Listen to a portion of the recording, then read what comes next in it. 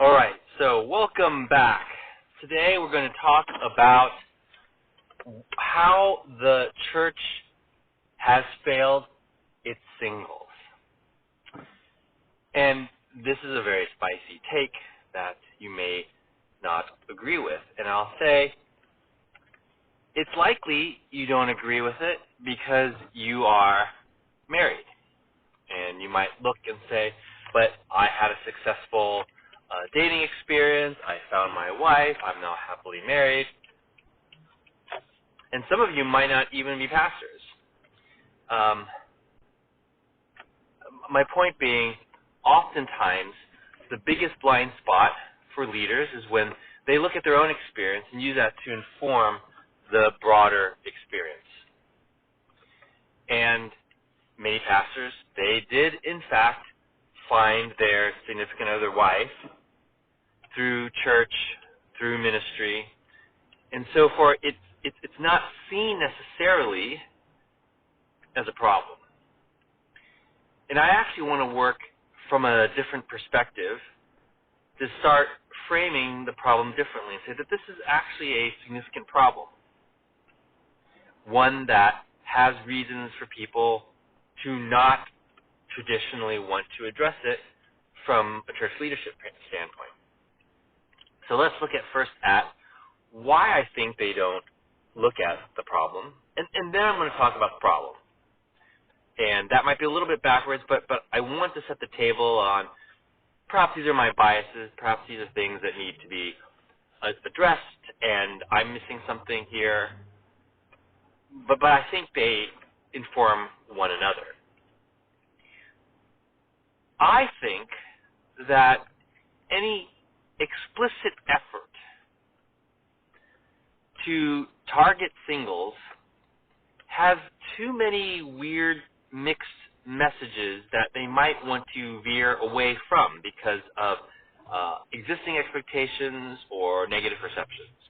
So, for example, preaching about singles and the plight of singles, I can see churches being in a stuck situation here, right? You don't want to be known as the church of the hookups. So it's got to be very deliberate about marriage, which I think actually would be a good thing. But the mere act of talking about it can also feel like it's cringe. Like the mere act of talking about singledom, other than talking about Paul saying, oh, well, it's better to be single, I think there's some subtle narrative that makes it cringe-worthy that people would rather not talk about it. It's just not spiritual enough, or it's not broad-hitting enough. Meaning it doesn't address the entire base of the church attendees. Now, there might be church events, there might be things for singles. I know that my church had it, and many churches say they just have activities which are on a Saturday evening, and so that just sort of naturally attracts singles. And so there's some element of that. But that sort of a program activity sort of like nature of things, and that's not kind of really what I'm talking about. Like that, you really are just a less smelly, less dirty bar. Like you're creating an avenue for single people to meet up, socialize, and then, of course, some of them might successfully become married. Those who end up doing ministry, which would be great if that happened. And I applaud those that go that route. That seems like a perfectly reasonable way. Certainly, it's a way to sort of entice volunteers as well. Again, clearly nothing wrong with that. But my case is that that's probably the extent to which true sort of single focus occurs within the churches. And why do I believe that this is an issue? Well, I don't know for a fact, and I think that it would be helpful, so I am calling that out, is I think in the absence of a working model of how to operate and live as a single and transition from singlehood into marriage, many singles are going to do as what the worldly singles do. Right? So I'm taking that step, saying there is a thing that churches believe is sufficient, and I'm arguing that that's probably a gap. Like, it's nice. There are events. You meet, depending on the size and the location and the nature of the people who attend, that might be fertile ground, or it may not be. And this certainly plagues smaller churches more than larger churches. But at the end of the day, there's still some issues, and not just the fact of the size of the fishing pool. There's some other things that are involved with the nature of singlehood, which simply aren't addressed by having events, by being another water hole, however safe it may be relative to the worldly alternative, such as, bars and dating apps. And so this is the world that I think we need to enter and address. Now, I don't have any stats on this, but I'm just reasoning from those sensibilities that there's a meaningful percentage of singles today who are Christian, who attend churches, that use dating apps. And you could say, well, maybe they're using Christian dating apps and they're not using Tinder, and that solves the problem. And I'm not sure it does. I think it certainly is a part of it, but I think we're making the wrong assumptions if we believe that that is the guarantee to address the issues. And why do I believe that there is a problem and that there will continue to be a problem, and it's an opportunity for churches to address? And this is by looking at the nature of marriage. And here is where I do believe one is on much safer ground to say that that can and should be an ongoing topic for any church. And I talk about in that separate episode on why churches should care about marriage. And the success rate of marriages amongst Christians isn't significantly better than that of the secular world. And I believe that the start of successful marriages starts during dating, and that problematic things that occur in the dating cycle or are overlooked in the dating cycle contribute to problems in the marriage. And so if we can't look on the tail end, the after the after effects of dating, which is marriage, as being significantly better, and I can't really say that the actual experience or the things that occur, in the dating or in the finding a potential date mode are significantly better. And by better, I mean to ultimately foster healthy, Christ-centered, marriages. Then there's a problem with dating. So that's how I'm arriving at it without any true hard data. Just thinking through, just sort of some basic reasoning around this. So let's say, and I'd welcome any listener to provide content otherwise, that majority of the modern Christian scene is very similar to the secular Christian scene, which is a dependency on apps, and that a representative percentage of Christians are using them with the same frequency and distribution as a secular world, roughly. Maybe there's some percentage that gets carved out with maybe Christian-only dating apps. But then I would ask the question, is the problematic behavior, dynamic, mindset fostered in purely secular apps actually absent from Christian apps? Because I would argue that many of these Christian apps are largely Christian in name only, and as a result, many of the secular problems that we see in the secular world, the secular standard of apps, are just going to continue to show up, and we really don't benefit from, calling them different from another. In which case, we're now honing the problem on this commonly known problem set, which is modern dating. Christian or not, it's all of a piece. It's all kind of just the same hot mess. And I'd rather we start there, and then anything that where we can say, oh, but thankfully the church has stepped in and created something to counterbalance that is a net positive gravy. Otherwise, we just go from the get-go, hey, what we see as affecting the modern world is the same with Christians, and therefore churches should step into this gap because they're largely absent, which is my belief. And this might be offensive to many church leaders. Oh, wow, we're doing so much to create the start of healthy single relationships that lead to marriages. Then I would love to hear what you're doing and then kind of see if we can extrapolate how many of what you're doing really applies to the church at large. Or is there actually a problem here, which is the case I'm making. So let's continue with my hypothesis. The problems of the modern world with modern dating, starting with apps, are kind of the same thing. So now let's go to what is that problem?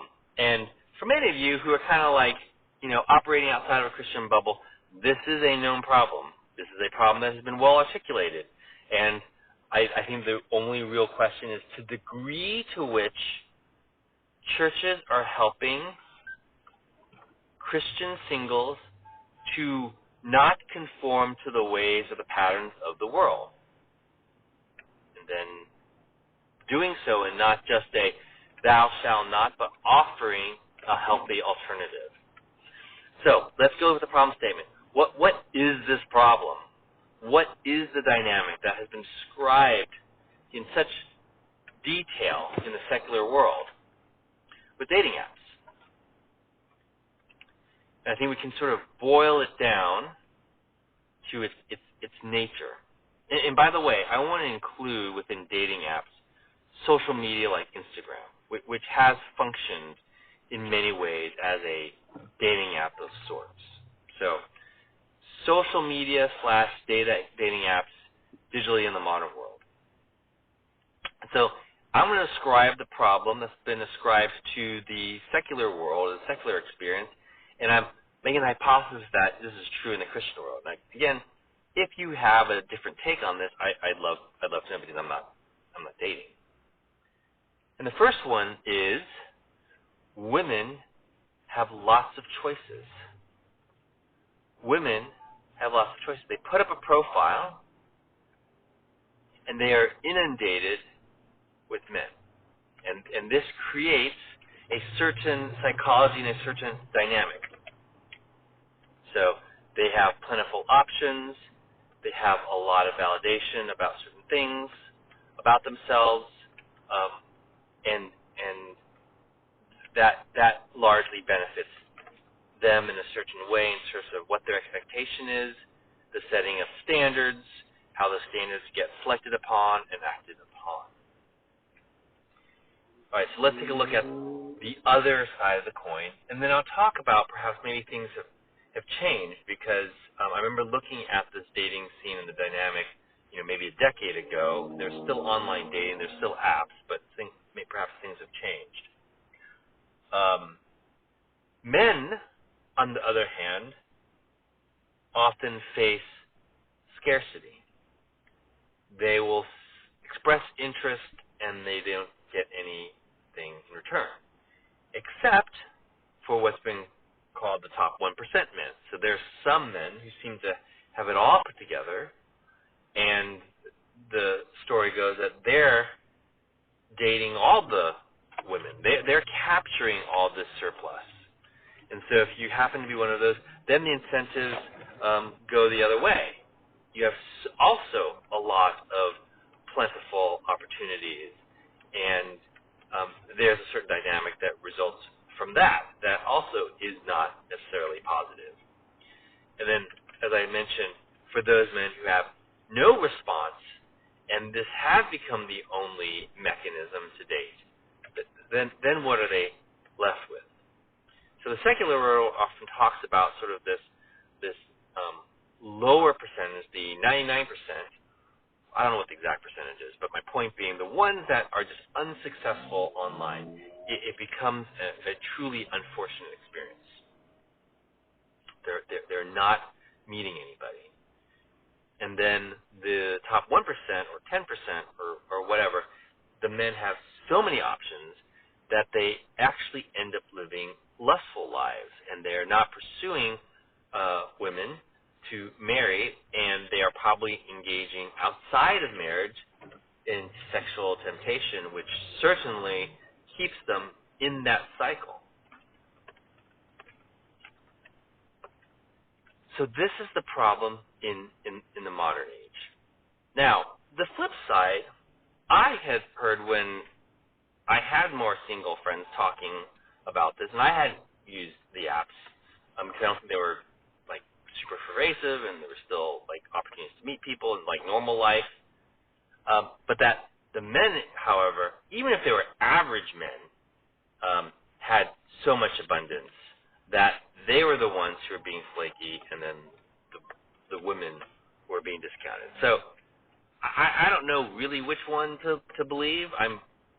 I believe the latter is probably much more true nowadays. Is my hunch is that men really don't have that much option except for the very, very, very top, perhaps because of mobile phones and Instagram. There's just a bigger supply versus before it was just a small handful, and it was more women who were doing online dating and men just weren't. I don't actually really know, but I just know that that's sort of like the problem statement at large. And so the question is, how much of this is affecting Christian singles? And I would make the case it's probably affecting them almost to the same degree, maybe a little bit less than their unbelieving contemporaries. There's just no other options. As all things start to converge there, it does become probably harder. I actually would say that it's quite possible that the passive approach of churches is actually maybe hurting churches, because as men aren't getting success online, they then choose to go to churches to date women, and they do so in a non-committal way. And I believe this is the case too. And so they end up going to churches. They find that it's a great way to meet women. They have no real true alignment. The churches aren't really compelling these lost souls to follow Christ, even though they've attracted these men. And then it's a fail. Like it's now you've now got hurt relationships and men who have kind of like moved on in sort of a not great way. So any way you look at this, it just doesn't seem that great. And so what is the alternative? What needs to be the alternative? And I think, in general, passive treatment of problems certainly is less than an active treatment. So, for example, if we said, boy, there are people who are addicted, and we are just going to have an evening, and people are going to hang out, and we'll say that it's for those who have an addiction to get together and meet each other. And the church says, oh, we're going to do this, we're going to have some space, we're going to come in, we're going to show up. And they all get to hang out. That's it. I would say that largely ends up not being all that useful.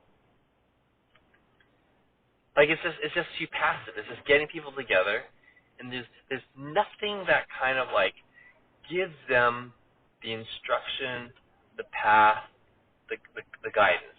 It's great to just get together, but I don't think church really is in its ultimate shape a social organization. I know many people do call it a community. They use it as a means to outsource their socializing, and socializing isn't bad. I'm definitely saying I definitely found a lot of friends. I found community. I addressed any kind of loneliness I might have had through the church in ways that might have been harder in the secular world. But I also realized that is like just one aspect of it. Its central part is for people to grow in the knowledge of who Jesus is through the study of his word, through really solid teaching, through conviction of a need for who Jesus is, for being around people who can walk alongside so that you can practice out your faith.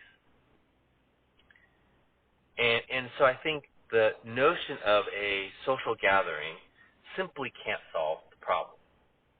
So what can then? And imagine what you're doing with the addicts. So they have this, addiction or their former addiction. We've agreed that just getting everybody together every Wednesday just to hang out, and there's nothing in there to address it, is largely not that useful. Well, you may say something like, well, there should be something that's maybe content that really connects. What is the truth of the scriptures, of what the gospel has done, of who Christ is, to help them understand and get at the root of their addiction. But perhaps there might be some ways for people to dig deeper, either in pairs or much smaller groups, or with a trained counselor, for them to look at those underlying issues of themselves and to start to reconcile, how do I get on this right path? Recognizing and turning away from the narratives they're telling themselves that are getting them into the addictions in the first place. Finding healthy support so that when they do have something, they have somebody that they can call, somebody who can pray with them, somebody that they can confess to. Right? You probably imagine some rich environment in which the very thing that feels somewhat problematic is put out into the open, where it's not just gathering in a social manner, but to actually talk about and be taught, to gain instruction, to gain wisdom, guidance, and perhaps a way to look more deeply within themselves, have the courage to face the sins that were there, and to see how Christ rescues them in this present moment and gives them a renewed life that leads them away from the world. Right? I think we would imagine that it would fall on those lines. And so I would make the case that largely should occur within churches. Right? And it addresses, I think, at least the foundational issues for modern dating. And why? Why does it do this? So this intentionality, this education, this counseling, this introspection, it isn't a way that you're likely to find your mate. It's not adding more people. More people probably aren't joining. In fact, it's probably going to be fewer. Right? It's going to be fewer people are going to come and say, the people who are sort of predatory, like, hey, I just want to find someone who's like, an easy person I can just pick up, probably aren't going to attend those. But the ones that do and appear earnest and really vulnerable and really grasping onto it and not faking it are probably better candidates for such dating. Now, one could still say, yeah, but the pool is small, it's only 6 people, they're all weird. Well, by attending, perhaps there's some inoculation of the negative effects of going online. So what are those negative effects? So we talked about those 3 categories that I think, right? There's the invisible men, hey, what do I do? And kind of like giving them hope and a direction of how do they handle this? What are their alternatives? How do they maybe even show up differently by confronting some of the things that might be limiting their visibility to the degree that they can control it? And those things might be due to a shame, a lack of hope in and themselves, and understanding who Christ is and what that may mean for eternity and for who he is.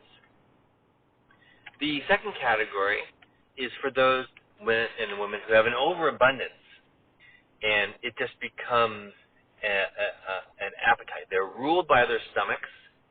They're like, boy, I have so many options, and they're so attractive and so appealing, and why would I want to commit? I'm just going to engage in this sort of more, lustful behavior and just not engage. Or I'm going to change my criteria and maybe be less picky on the things that are superficial and more open and engaging on the things that really might matter. And swipe whatever, I don't remember what the directions are, but swipe on the direction that shows I'm interested in somebody who may not maybe fit my normal profile, but maybe there's something there. And then, of course, once getting into singles relationships, having a healthier context of what it means to show up well and to have the intention and purpose to do this, to approach the world in a different way. So maybe the online world isn't going to be your source. It actually ends up being just being out in the world, and perhaps even outside of church, and yet still finding that happenstance. The point is, there's an intentionality, a wisdom that can be imparted in dating that I think the church is missing for perhaps some of those reasons. They don't see it as a problem. There's this negative overhang of talking about dating. And then there's the last one is, there is this negative overhang, but we're willing to get over it. Okay, I'm a pastor, and I found my attractive wife just by serving in ministry for 7 years in a third world country, and she happened to be serving with me, but boy, she happened to grow up in the same small town as I did, and so we got married. Like, sure, there's some of those stories. Maybe those are all the stories. But someone's saying, okay, but I'm not going to apply that to myself. I've got to look and have some empathy and awareness that there is a broad problem out there. So the third one, which I think is an issue, is confidence. Can you actually say something that's actually going to be useful? And I would say that's the third problem. If you didn't experience the problem, and you kind of never really spent much time for as long as you've been in ministry thinking about the problem, because it was sort of a cringe-worthy problem. It wasn't spiritual enough, or it wasn't high enough on your radar to spend the time. Why would anybody with that set of experiences be able to provide any guidance? And so I think churches are left in this situation. And I'd love to know what you think. If you are a single person attending to church, how well is your church handling it? If you're a leader in the church, and I've called you out on the fact that I don't think it's really been effectively done, do you take issue with that? And what's the counterpoint? What's the counter argument to that? Because that might be legitimate as well. And if we stick with this, am going to tease out how churches can actually address this. But I like to set up the nature of the problem. Do we agree? What's being sought? What do people think is being needed? And start the conversation there. So if you're interested in the answers, make sure you stay tuned, you subscribe, and listen in on the next one. But I absolutely encourage you to share with me your experience, because, as I said, the data out there isn't really available. And hearing from real people and what your questions are and your experience really does make a difference. So go ahead, leave that comment, and I look forward to hearing from you soon. Bye for now.